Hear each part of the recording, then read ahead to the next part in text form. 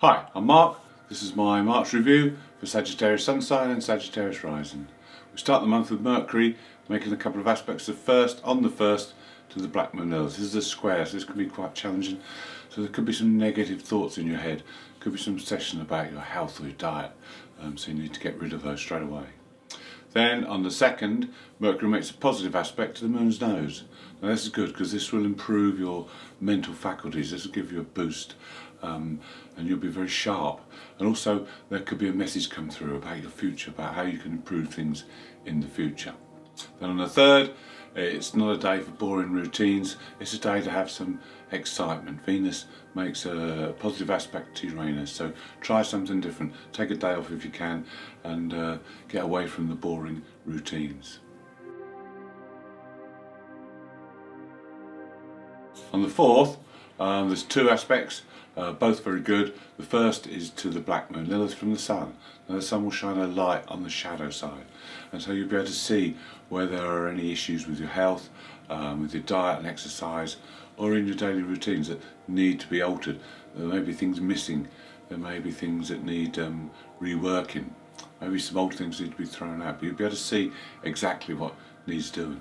Also on that day, Mercury conjunct Jupiter, so your mental faculties will be very good. You'll have clear vision, you'll be able to understand things. It's a great day for taking on new information and learning things. The mind will be expanded and you'll be thirsty for new things. On the 5th, we have a rather challenging aspect, but one that you can gain a lot of growth through. This is the Sun squaring the Moon's nodes.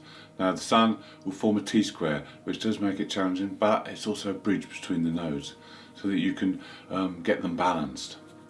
The South node's in your first house, so this is now looking at what talents have you got, and what can you put to good use now to further the North node. North node in the 7th house is about helping others, connecting with others, but also seeing what others can do for you as well, so that you can get the whole thing balanced. Then on the 9th we have another opportunity because Venus makes the same aspect. So this time we can work through our love and desires. We can gain through love. Also we can look at our desires and see whether our desires are in keeping with our spiritual way forward. Between the 10th and the 13th we have a very sensitive, creative, artistic period. Very spiritual time. Because first of all we have the Sun conjunct Neptune on the 10th, and then on the 13th Venus conjuncts Neptune, and then also we have a new moon in Pisces. This is all happening in your 4th house, so you'll be very creative, artistic. You'll want to use the imagination. The left brain will be much more predominant than the right brain, so it's not a good time to make any logical decisions, but it's a good time to have some creative fun. Writing poetry, any spiritual pursuits. It's good for starting spiritual pursuits, or starting a yoga class, or doing some meditation. It's fantastic for all these things. You'll be more compassionate as well, so you may find that you'll be very concerned about family or friends, and you may want to help others. You may want to do some charity work, but this is a good few days, so enjoy it. On the 16th, the Sun makes a positive aspect to Pluto in your 2nd house. This is the house of finances, and now is a good opportunity that you can improve your financial situation. Look at the circumstances that are surrounding you at the moment in time and see where you can make creative changes. Also on that day, Mars makes a positive aspect to Chiron. Now this lasts for 4 days. Now Mars has now moved into Gemini, your opposite sign, in your 7th house. So there's a good chance now to look at how you assert yourself within relationships. Are you too assertive with people, or are you not assertive enough? Maybe you're too shy and you don't like to say no. And the other thing you can look at is how you express yourself creatively, because Chiron's in that 5th house. So do you express yourself creatively enough, or do you feel blocked? Are there any blockages within relationships or within your expression, self-expression? On the 18th, Venus makes the same positive aspect to Pluto as the Sun did. This time you've got the desire of Venus coming in, so the desire to make changes will be there. Also it'll add attracting power, so your finances should receive a boost if you can master this attracting power. Venus in your 4th house means that relationships with your family will also be quite intense, and they can be transformative and help to change your life. Then on the 20th, the Sun moves into Aries, your fellow fire sign, and into your 5th house. So the emphasis will change from around the home, as it has been the last month, to your creative side, how you express yourself, and also having a bit more fun. The 5th house is about socialising, and it's about love, so love could be highlighted as well over the coming month. On the 20th, Mars makes a positive aspect to Saturn, and this lasts for 4 days. It's a good time to get on and get work done. It's a good time to put your all into something. It's also good for working with your partner or in a partnership of some kind. You can get a lot done, achieve a lot, and get recognition for work done in this period. Then on the 21st, Mercury makes an aspect to Uranus in your 6th house. So it's a good time to examine your routines, examine your health, diet, fitness, and see where you can make changes to improve your life. On the 22nd, we now have the Sun and Venus together in conjunction going through your fellow fire sign Aries. This is great for you because this is your 5th house, this is the creative house, this is the house of socialising, having some fun. So this is a time now when you should be on top of things. You've got 8 days for this aspect to last.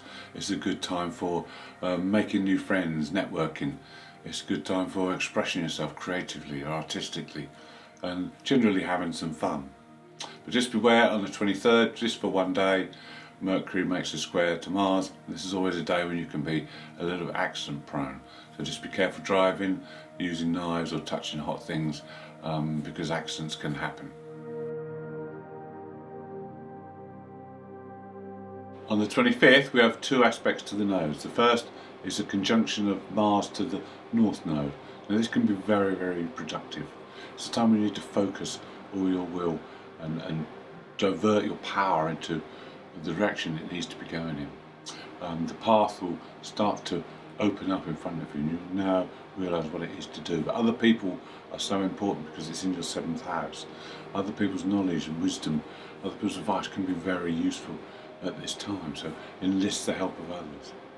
The other aspect is a square between Mercury and the Moon's nose, and we've also had the Sun and Venus make these squares. So this time there's a chance to balance, this time your mind, your intellect, balance the logical right brain and the intuitive left brain, the conscious and the unconscious. Try and get all these balanced so that you have an equal measure and there's not an overemphasis on one or the other. Mercury can help you do this, and also help you to learn new things that will put you in good stead going forward. So all in all, this is a good day for aligning yourself with the nodal axis and seeing where you're going in the future. On the 27th, Mercury makes an aspect to the Black Moon Lilith. This is a positive aspect in your 6th house. So now's a good time to discuss any fears you have regarding health or your daily work or your other routines, and get them out in the open so that you can relay any fears. Then on the 28th there's a full moon. This full moon's in Libra. It's in your 11th house. Now the full moon in Libra is about getting balance and harmony in your life. This is a time when you need to look at your goals, make sure they're realistic and attainable, not some pie in the sky. Also, friends will be very important. This is quite an emotional full moon, so you'll feel connected to friends and want to converse with them. The Sun is in the 5th house of this full moon, and is conjunct Chiron and Venus.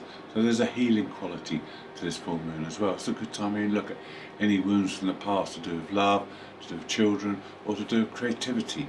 Any blockages that can be unblocked this time. Chiron can turn a wound into a gift, so this is an ideal opportunity to work with any of those past hurts. On the 30th, we have our 3rd and final conjunction to Neptune. This time it's Mercury. So your mind will be very sensitive but also very imaginative today. It's a good day for writing articles or poetry or music. This is a good day for doing spiritual pursuits or doing yoga, meditation. It's ideal for photography and filming. This is a great day, so make the most of it. Then on the 31st there's another good day. This time it's artistic but in a different way, because we have the Sun and Venus making a positive aspect to Saturn in the third house of the mind. So you'll be able to do very detailed artistic creative work on a day like today. It's very good because Saturn will give structure to your creativity. Thank you for watching. Hope you've enjoyed the video. If you'd like to see more, please subscribe. If you'd like to leave a message, I'd love to hear from you.